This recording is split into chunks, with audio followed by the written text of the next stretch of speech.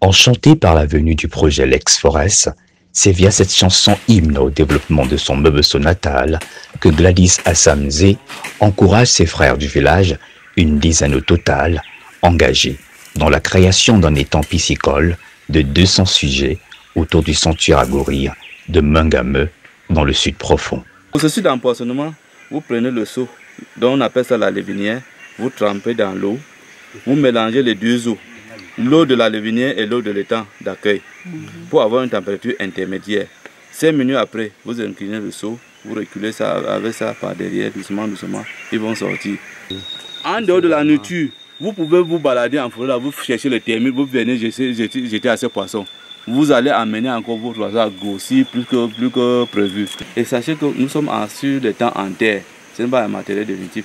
Si vous constatez qu'il a dit que c'est affaissé quelque part, vous allez chercher à remplir, à combler le vide.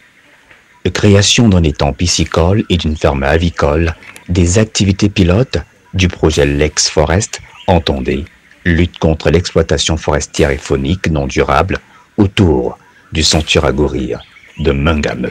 Conscient du fait que les grands primates du sanctuaire Agourir de Mengame sont menacés, nous avons initié et élaboré un projet Lex Forest, lutte contre l'exploitation forestière et faunique non durable autour du sanctuaire Agourir de Mengame.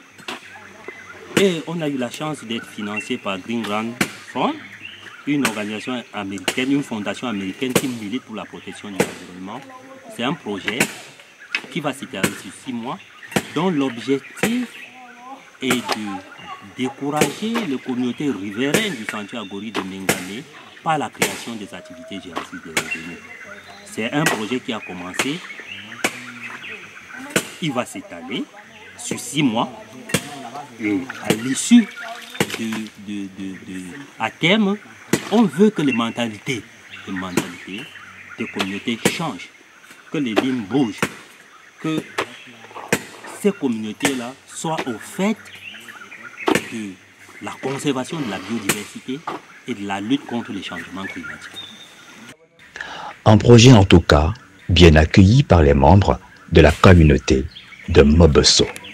Bon, c'est très important pour nous parce que beaucoup de jeunes à Mobeso n'est jamais allé à l'école pour ce projet. Bon, sur place ici à Mobeso, on a pu apprendre comment creuser les lacs pour élever les poissons. Maintenant, actuellement, nous-mêmes, étant jeunes de Mobeso, nous pourrons déjà nous mettre en pratique pour élever nos poissons déjà après ce projet. Comme le poulet, on ne connaissait pas ça, mais maintenant aujourd'hui, avec les enseignements qui sont venus ici, jusqu'ici à Mobeso, on peut déjà élever les poulets et les poissons. Le projet ci va aussi nous aider d'avoir un peu d'argent, qu'on ne doit plus souffrir, qu'on va attendre les choses qui sortent de la forêt. Nous-mêmes, on peut chercher de l'argent à base de notre projet-ci. Tu peux élever les poulets, tu les revends.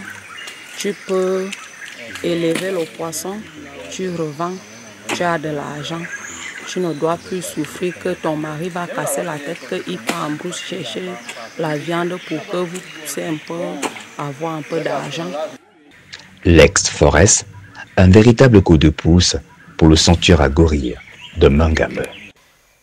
L'activité de pisciculture qui est en train d'être menée ici sur le sanctuaire aux environs, dans le périphérique du sanctuaire Agourir de Mengame, est une activité à impact très positif, dans le sens où cette activité permet aux populations locales d'exercer une pratique qui va légèrement ou bien à un long terme les éloigner de la forêt, ce qui permettra à la forêt, je dirais pas de respirer, mais de prospérer dans une certaine mesure.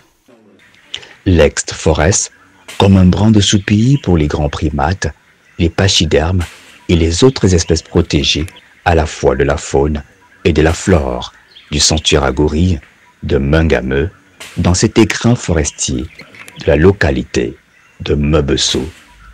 Nous sommes dans le sud profond du Cameroun. Ouais.